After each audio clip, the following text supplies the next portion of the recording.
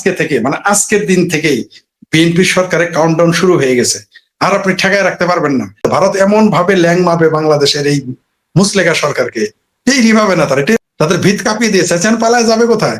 তারা তাকে স্বপ্ন দেখতো যে যখন এই সরকার বিএনপি সরকার জামাত সরকারের পতন ঘটলে ভাবির ফোলারা কলকাতায় গিয়ে পালায় থাকবে। এখন তো তাদের সে খোয়ার তো বন্ধ। কলকাতায় বিজেপি সরকার আসছে আর বাংলাদেশে কান্নাকাটি শুরু হয়ে গেছে। ভারত সরকার বাংলাদেশ নিয়ে নতুন করে ভাববে। পশ্চিমবঙ্গের পালা বদলে বাংলাদেশের সমীকরণটা কি ঘটবে, প্রভাব পড়বে কিনা? অবশ্যই প্রভাব পড়বে, সমীকরণ বদলে যাবে। কারণ ওইখানে মমতা ব্যানার্জির বিদায় হওয়াতে এইখানে কিন্তু বাংলাদেশেও কিন্তু এই যে মুসলেকা সংসদে কিন্তু একটু কাঁপন একটা ঝাঁকি লেগেছে, বেশ শক্ত ঝাঁকি লেগেছে মগবাজারে, শক্ত ঝাঁকি লেগেছে রাওয়া ক্লাবে, শক্ত লেগেছে তালিবর্ষ ও অন্তঃস্থকার হাদি যারা গ্রুপ, তাদেরকে শক্ত একটা ঝাঁকি লেগেছে।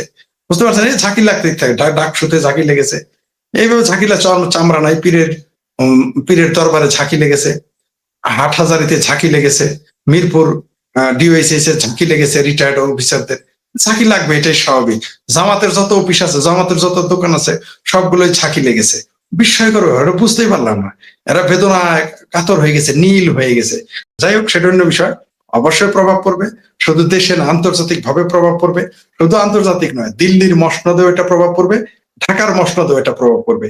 এই রাজ্য সরকারের যে নির্বাচন হয়ে গেল, যে ভূমিধস বিজয় বিজেপি অর্জন করলো, হিন্দু মুসলিম বৌদ্ধ খ্রিস্টান ডান বামের বামপন্থীরা ওনাকে এবার ভোট দিয়েছে বিজেপিকে। শুনে আমি আশ্চর্য, তৃণমূলের লোকেরা ভোট দিয়েছে। আমি শুনে অবাক হয়ে গেলাম, এটা কি করে সম্ভব? যাই হোক, তো এটা এই যে সামনে 29 সালে নাকি কত সালে যেন সেন্ট্রাল নির্বাচন, সেই নির্বাচনেও বিজেপিকে এগিয়ে রাখলো এই বিজেপি রাজ্য সরকার। আর পাশাপাশি যারা আশা করতেছিল যে এই সরকার 5 বছর টিকে যাবে, তাদের আশায় ঘুরে বালি। আমার এখন কেন যেন 3 বছর বলেছিলাম, মনে হয় এই সরকারের বাংলাদেশের যে মসনদ আছে, সে মানিক মিয়া বিনুতে যে মসনদটা আছে, সেই মসনদের আয়ু অনেকটা কমে গেছে। আমার ভাবির পোলাদের এমপিগিরি, ভাবির পোলাদের খালু মামা চাচা জেঠা, তারা যখন মুসলেকা সরকারের নেতা এমপি মন্ত্রী হয়ে বসে আছেন, বিরোধী দলে বসে আছেন, তাদেরও একটু ঝাঁকি লেগে গেছে আমার মনে হয়, এবং তারা 5 বছর টিকতে পারবে না। আর পাশাপাশি দেখবেন যে আপনি বাংলাদেশের যারা এই জঙ্গিবাদী চিন্তা চেতনা করে, তাদেরও মনের মধ্যে একটা ধাক্কা লেগে দুর্বল হয়ে গেছে। তারা মানসিক ভাবে একদিন যায় নাই, বলা শুরু করে দিয়েছে উল্টাপাল্টা কথা, একদিন যায় নাই, একদিন। তবে সতর্ক থাকতে হবে বাংলাদেশ সরকারকেও, কারণ পশ্চিমবঙ্গে কিছু হোক আর না হোক, বাংলাদেশে কিন্তু হিন্দুদের নিয়ে ঝামেলা করবে এই বাংলাদেশের জঙ্গিবাদী গোষ্ঠী। এই ব্যাপারে বর্তমান সরকার সুদৃষ্টি রাখতে হবে। যদি না রাখে তারা বিপদে পড়বে। তারা যদি মনে করে যে ওই পারে ক্ষমতায় আসছে, এই পারে একটু ভেজাল বাজাবে, অত নালে আদেশের না। বাংলাদেশ সরকার যদি এটা তথাকথিত সরকার যদি মনে করে, তাহলে তারা ভুল করবে। আর দেখছেন তো কেন এতদিন চুপ ছিল ভারত সরকার, বুঝতে পারছেন? দেখো, তারা এই যে আমার ভাবির পোলারা যে গালি দিছে, 7 সিস্টারে খাইয়ে ফেলবে, দিল্লিতে হলে চুপচাপ ছিল। তারা কিন্তু এই দিনটির অপেক্ষায় ছিল। পশ্চিমবঙ্গের নির্বাচনের জন্য আমি বলেছিলাম, পশ্চিমবঙ্গের নির্বাচনের পরেই সেটা বিজেপি পাওয়ার আসুক আর তৃণমূলই আসুক, ভারত সরকার বাংলাদেশ নিয়ে নতুন করে ভাববে। আমার মনে হয় আজকে থেকে বাংলাদেশ সরকারের যে মুসলেকা সরকার বিরোধী দল আছে, কাউন্টডাউন শুরু হয়ে গেছে। ভারত তো কিছু বলবে না, তারা তো চেঁচামেচি করবে না, তাদের কূটনীতি অত্যন্ত মজবুত। দেখলেন তো কিভাবে ল্যাংটা মেরে দিল। মমতাকে ল্যাং মেরে ফেলে দেওয়া মানে বোঝেন বাংলাদেশ কোয়ার্টার পড়ে গেছে। এই যে এখানে তারেক রহমান অর্ধেক ল্যাং পুষ্টা খাইছে, ওই ল্যাং মারছে পশ্চিমবঙ্গে। নরেন্দ্র মোদী ঝালমুড়ি খাইছে, সেই ঝাল শুধু পশ্চিমবঙ্গে না, ঢাকাতেও লেগে গেছে। আপনি কিছুদিনের মধ্যে দেখতে পারবেন এদের ভাষাগুলো কি হয়। অলরেডি আমার ভাবির পোলা তো খুব চিন্তিত ছিল যে পাটোয়ারি নাকি পাটোয়ারি সংসদে, ওইটা বললে আবার আর একটু সুবিধা করে দিয়েছে। বুঝতে পারছেন? যেই দিন অভিষেক ব্যানার্জি যখন বলল শেখ হাসিনা কেন দিল্লিতে, আমি তখনই বুঝলাম যাদের কপালে শনি আছে।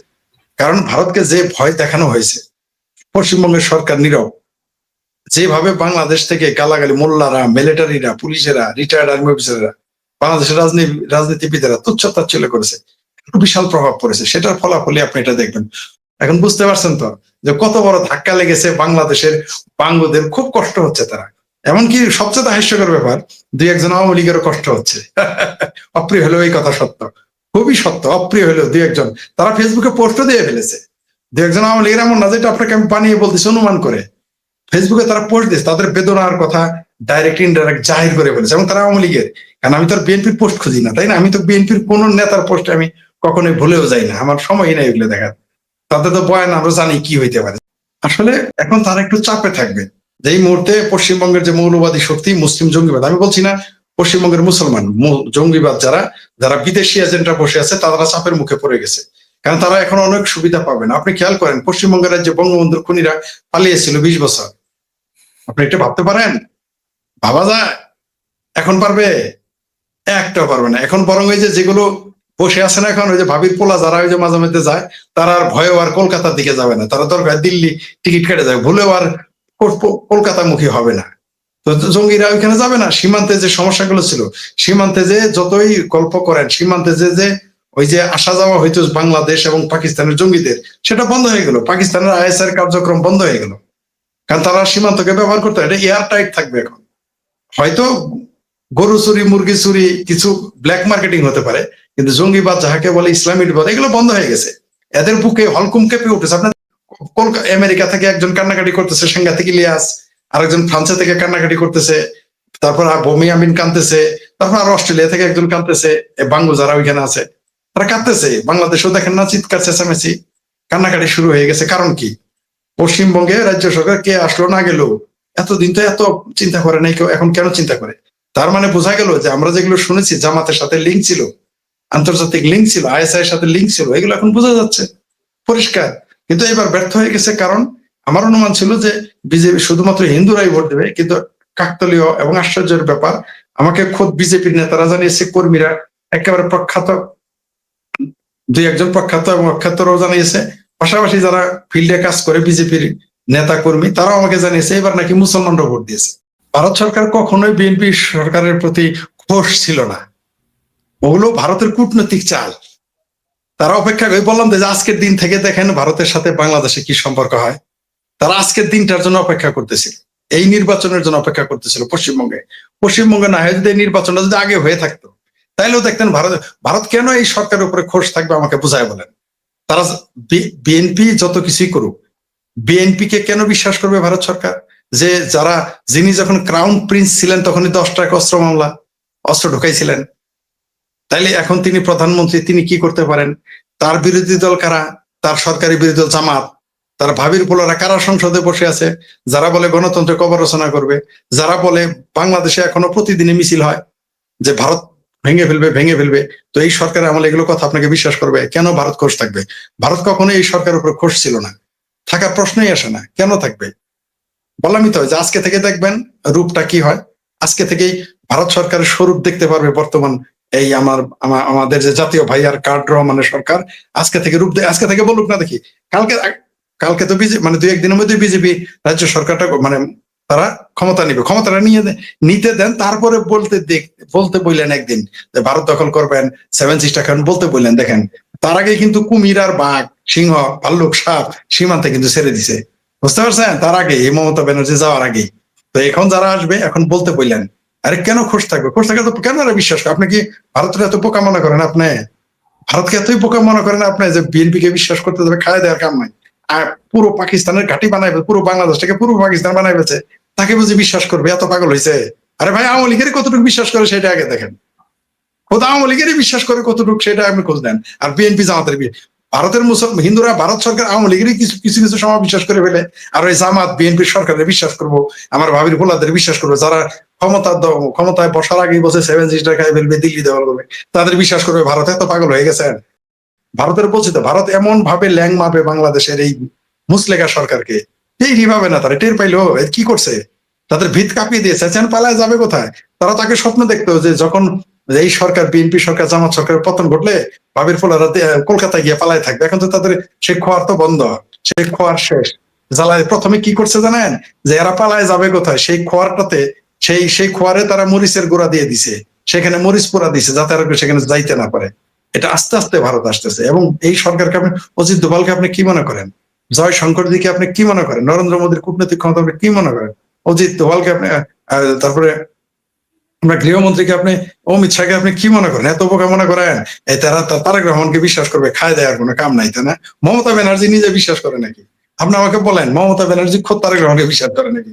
সে তাকে ইউজ করতে পারে, বিশ্বাস কোনোদিনই করবে না। ভারতের লোকজন এত বোকা না যে তারেক রহমানকে বিশ্বাস করতে যাবে, এত বোকা না, ভারতের কূটনীতি এত কাঁচা না যে জামাতকে বিশ্বাস করতে যাবে। দেখেন কি হয় আগামীকাল থেকেই, দেখেন না 72 ঘন্টা পর থেকেই এই যে বিজেপিতে যে ঘটনা আজকে ঘটলো, নির্বাচন হয়ে গেল 4 তারিখ, আপনি 5, 6, 7 তারিখের মধ্যে হাওয়া দেখেন কোন দিকে যায়, দেখতে পারবেন। অলরেডি তো শুরু হয়েই গেছে। আমি তো বলেই দিলাম অনেকটা সামাজদার কেলি ইশারা বিকাফি। 72 ঘন্টার মধ্যে থেকে আগামী এই মুহূর্ত থেকে আগামী 72 ঘন্টার মধ্যে বাংলাদেশের চিত্র পাল্টে যাবে। সেটা কোন দিকে যাবে তা আমি আগে সঙ্গত কারণে বলতে নারাজ। তবে নারাজ মানে আমি সঙ্গত কারণে অনেক কিছু সিমটম আছে প্রকাশ করতে রাজি না, কারণ হলো যে তারা বিপদে পড়ে যেতে পারে। তবে এটা মনে রাখবেন যে আজকে থেকে দিল্লির রূপ এই সরাসরি এই ঢাকার সরকার দিল্লি ঢাকার সম্পর্ক ভিন্ন রকম চলবে। আজকে থেকে দিল্লি ঢাকার সাথে ভালো আচরণ করবে না, এবং ঢাকা আজকে থেকে আর দিল্লিকে বিশ্বাস শতভাগ করবে না। আগে তো একটু একটু করতো, তারেক রহমান যতই কিছুই করুক কিছুটা বিশ্বাস করতো, বেশিরভাগ অবিশ্বাস করতো। আর দিল্লি তো কখনো এই সরকারকে বিশ্বাস করবে না, করার প্রশ্নই আসে না। এই আপনি কি করে ভাবেন যে এই যারা যারা যারা সন্ত্রাসী, যারা ইসলামী জঙ্গি, যারা ইসলামী, যারা পাকিস্তান ছাড়া কিছু বুঝে না, যারা সারা যাদের ইমানের অঙ্গ হচ্ছে ভারত ভেঙে ফেলা, তাদেরকে ভারত কোন দুঃখে বিশ্বাস করতে যাবে? আর যারা বলতেছেন যে কেউ কেউ বলছে যে ভারত থেকে আসবে না, বাংলাদেশের যারা আওয়ামী লীগ, ছাত্রলীগ, যুবলীগ 99+ এরা বাংলাদেশি আছে। কয়জন আছে ভারতে? কয়জন ভারতে কয়জন আছে? 1000, 2000, 3000, 5000, মোর দেন 10,000। কোটি কোটি মানুষের মধ্যে 10,000 কি খুব বেশি? আরে ভাই, আর তো বেশি জামাতের লোক এই মুহূর্তে ভারতে অবস্থান করতেছে। এই মুহূর্তে তো বিএনপি জামাতপন্থী লোকেরাই তাদের পোলাপান ওখানে পড়ালেখা করে। আওয়ামী লীগের কয়জন লোক? আমার কাছে ডাটা আছে। তো আপনি কি জানেন যে সবচেয়ে বেশি পড়ালেখা করে বিএনপির লোক, বিএনপি নেতাদের সেটা ডিস্ট্রিক্ট হোক, উপজেলা হোক আর কেন্দ্রীয় হোক, তাদের সন্তানরা বেশিরভাগ ভারতে পড়ালেখা করে। আমার কাছে ডাটা আছে। আমি বিস্মিত হয়ে গেছি। আমি টেকনিক্যাল কারণে প্রতিষ্ঠানের নাম বলতে পারতেছি না, আইনগত কারণ এবং এবং সঙ্গত কারণে বলা উচিত না, তাই না? কারণ আমার সাথে তাদের আমি তো তথ্য দিয়ে দিতে পারি না বিপদে ফেলার জন্য বা সমালোচনার জন্য। আমি সেখানে গিয়ে দেখেছি 80% বিএনপির সন্তান তারা সেই প্রতিষ্ঠানে পড়ালেখা করে, প্রত্যেকেই। মেডিকেলের কথা আপনি বলেন, ভারতে তো বিএনপির লোকজন বেশি যায় ভারতে চিকিৎসা করতে। আপনি কি এটা জানেন? আমার কাছে ডাটা আছে। আমি তো মেডিকেল ট্যুরিজমের সাথে জড়িত। আমার চাইতে তার এটা বেশি কেউ জানে না। ভারতে মেডিকেলে কারা কারা যায় আমার চাইতে বেশি বাংলাদেশের কেউ জানে না। আমি সবচেয়ে বেশি জানি। এটা যেহেতু তাদের তথ্যের মধ্যে পরে ব্যক্তিগত গোপনীয়তা, এগুলো আমি বলবো না কখনো, কারণ এটা আমার পেশার অংশ, এটা বলতে পারি না। তো আপনি যেটা বললেন এখানে চাপে পড়বে। এই মুহূর্তে কলকাতায় যখন এই সরকারের পরিবর্তন ঘটে গেছে, রাজ্য সরকারের পরিবর্তন ঘটার পরে আওয়ামী লীগের মানুষ, আওয়ামী লীগ পন্থী যারা, তাদের একটা তাদের যে স্পিরিট সেটা বেড়ে গেছে, কোনো সন্দেহ নেই, কোনো সন্দেহ নেই। আর যারা বিএনপি জামাত শিবির করে তারা চাপে পড়ে গেছে। এবং এরা যত কিছুই বলুক, উপর উপর বলে কি হয়েছে তাই, পশ্চিমবঙ্গ বদল হয়েছে তাই কি হয়েছে, কিন্তু ভেতরে ভেতরে তারা মানে ভীত সন্ত্রস্ত যারা জামাত শিবির করে এবং আমার ভাবির পোলার। অবশ্যই এটা প্রভাব পড়েছে। এবং অবশ্যই যেটা জিয়া ভাই বললেন, জিয়া ভাই অলরেডি একটু বলেই ফেলেছেন যে 6 মাসের মধ্যে অনেক কিছু ঘটবে। আমি টাইম দিচ্ছি না, তবে মনে রাখেন আজকে থেকে, মানে আজকের দিন থেকেই বিএনপি সরকারের কাউন্টডাউন শুরু হয়ে গেছে। আর আপনি ঠেকায় রাখতে পারবেন না। আমার ভাবির পোলাদের এখন সংসদে দাঁড়ায় বলতে বললেন 7 সিস্টার দখল করবে। আমার ভাবির পোলাদের বাইতুল মুকাররম, শাহবাগে, তারা তো শাহবাগ না, শাহবাগী তো আমাদের শাহবাগী বলে, আমি গালি দেয়, আমি তাদের শাহবগী বলি। শাহবগীরা এখন গিয়ে বলুক তারা 7 সিস্টার দখল করবে। চিঙ্কুবামের এখন বলুক তারা ভারত ভেঙে ফেলবে। এখন দ্রিক শহীদুলকে আসতে বলেন, বলতে বলেন কথাটা। দেখেন কত ধানে হাউ মেনি পেডিতে হাউ মেনি রাইস হয়। এখন দেখবেন তেল কিভাবে দেয়, কোন দিক দিয়ে তেল দেয় দেখতে পারবেন।